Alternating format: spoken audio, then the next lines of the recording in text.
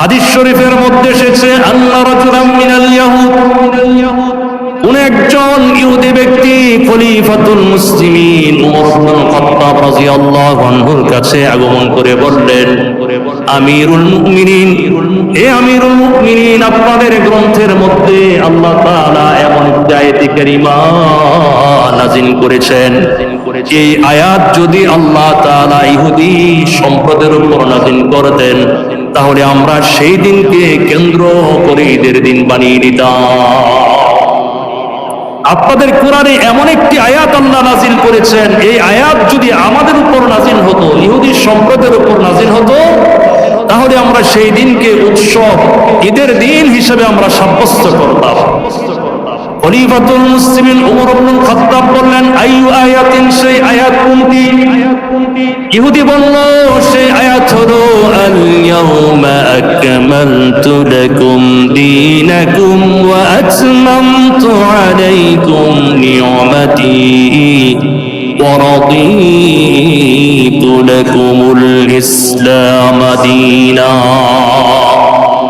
আল্লাহ বলেন, আজকের দিন আমি তোমাদের জন্য দিনকে পরিপূর্ণ করে দিলাম, আমি আমার নিয়ামত তোমাদের জন্য সম্পন্ন করে দিলাম, আর ইসলামকে তোমাদের জন্য জীবন ব্যবস্থা হিসেবে মনোনীত করলাম। খলিফাতুল মুসলিমিন ওমর ইবনুল খাত্তাব বললেন, এই আয়াত কোথায়, কোন প্রেক্ষাপটে, কোন সময় নাযিল হয়েছে এই সম্পর্কে আমি খুব ভালো করে অবগত আছি। আর সেই দিনটি হলো জুমার দিন এবং আরাফার দিন। সময়টি হলো আসর থেকে মাগরিবের মধ্যবর্তী সময়।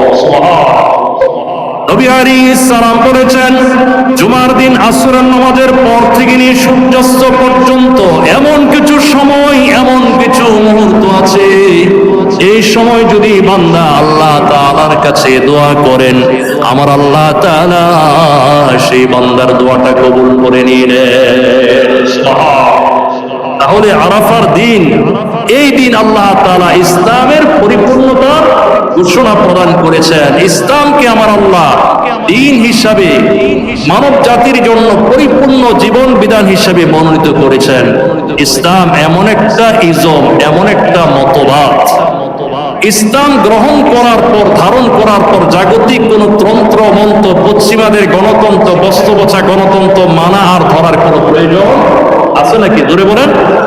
ইসলাম এমন একটি জীবন বিধান, এ টু জেড, একেবারে আমার আপনার পা থেকে মাথা পর্যন্ত নয়, জমিন থেকে আসমানের সূর্য পর্যন্ত প্রতিটি ক্ষেত্রে ইসলাম একেবারে বিস্তারিত, পাই টু পাই, পূর্ণাঙ্গ, পরিপূর্ণভাবে প্রতিটি বিষয় আমার আল্লাহ বিস্তারিত বয়ান করেছেন। ঠিক কিনা বলেন?